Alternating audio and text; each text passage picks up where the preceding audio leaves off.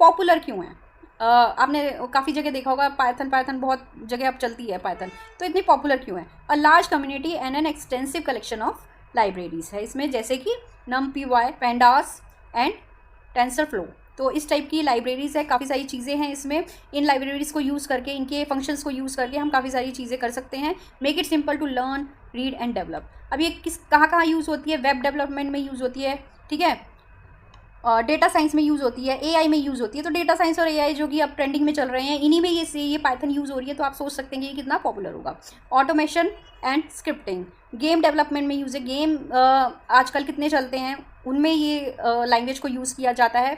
Cyber securities बहुत popular है, तो इसमें भी इसको यूज़ किया जाता है। अब किस एरियाज़ में यूज़ किया जाता है वो अलग बात है। ऐसा नहीं है कि पूरा प्रोजेक्ट ही इसमें बना दिया जाता है, कुछ एरियाज़ में ये यूज़ किया जाता है पाइथन, तो इसलिए ये इतना पॉपुलर है। अब आते हैं फीचर्स ऑफ पाइथन। फीचर्स क्या हैं पाइथन के? Easy to learn and use. तो जैसा कि मैंने आपको बताया कि इंग्लिश लैंग्वेज जैसी दिखती है, तो ये ईजी टू लर्न है और ईजी टू यूज़ है। Similar to English, Python features and easy to read syntax है, making it popular in education and ideal for beginners. तो अगर बिगनर्स को कोई प्रोग्रामिंग लैंग्वेज सीखनी है, जैसे कि सी है, पहले सी प्रोग्रामिंग लैंग्वेज सबसे पहले सिखाई जाती थी बिगनर्स को, लेकिन उसमें काफ़ी सिंटेक्स हैं, काफ़ी चीज़ें ऐसी हैं जो एकदम से आप नहीं समझ पाओगे। तो पाइथन अगर आप सबसे पहले सीखते हैं तो उसमें काफ़ी इजी रहता है बिगनर्स के लिए। अब आता है ये इंटरप्रेटेड लैंग्वेज है। इंटरप्रेटेड है जो हमने पहले ही देख लिया क्या होता है interpreted. Python is interpreted line by line at run time, no need to compile. तो इसको कंपाइल करने की ज़रूरत नहीं होती है, लाइन बाय लाइन ये अपने आप इंटरप्रेट होता जाता है और इसका रिजल्ट दिखता जाता है। Helps with quick testing and debugging, तो ये हेल्प करता है टेस्टिंग और डिबगिंग में भी। अब ये हाई लेवल लैंग्वेज है, जैसे कि हमने पहले ही पढ़ लिया है। You can concentrate on logic rather than hardware since you are not responsible for memory management and system level activities. तो आपको ये सब चीज़ें इसमें ध्यान रखने की ज़रूरत नहीं है कि मेमोरी मैनेजमेंट के लिए हमें क्या करना है, सिस्टम लैंग्वेज लेवल एक्टिविटीज़ के लिए हमें क्या करना है। तो हमें सिर्फ लॉजिक पे ध्यान देना है। और ये हाई लेवल, इसका मतलब ये भी होता है कि ये ह्यूमन लैंग्वेज के ज़्यादा करीब है। तो आ जाते हैं नेक्स्ट स्लाइड पे। फीचर्स में ही है ये भी, डायनामिकली टाइप्ड। अब इसका क्या मतलब है? जो no need to declare variable types explicitly. Dynamic semantics हमने पढ़ा है, उसका मतलब क्या है कि ये रन टाइम पर ही सब कुछ डिसाइड करता है कि ये सही है या नहीं है।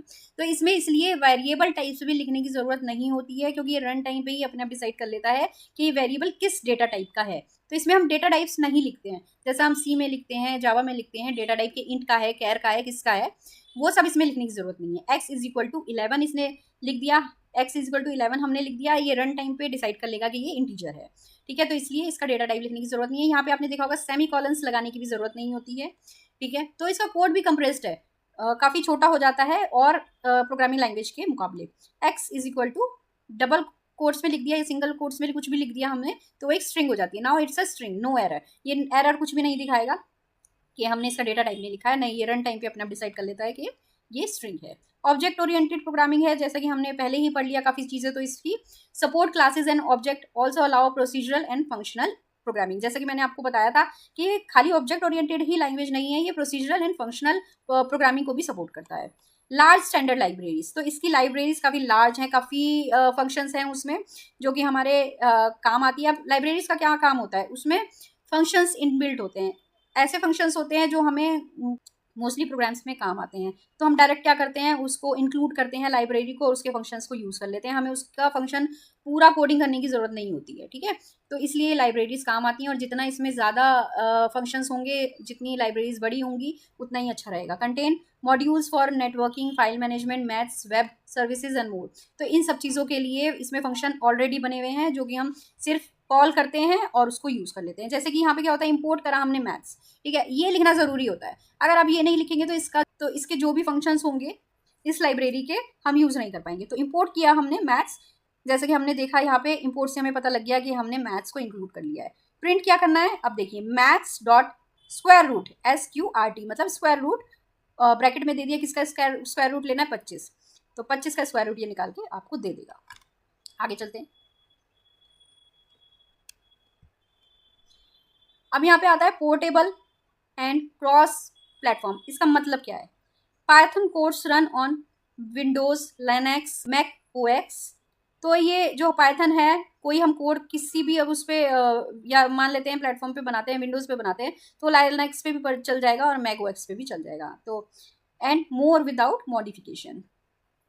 तो इन सब, इसका मतलब होता है पोर्टेबल एंड क्रॉस प्लेटफॉर्म, मतलब किसी एक प्लेटफॉर्म पे बनाया तो दूसरे पे भी वो हम यूज़ कर सकते हैं।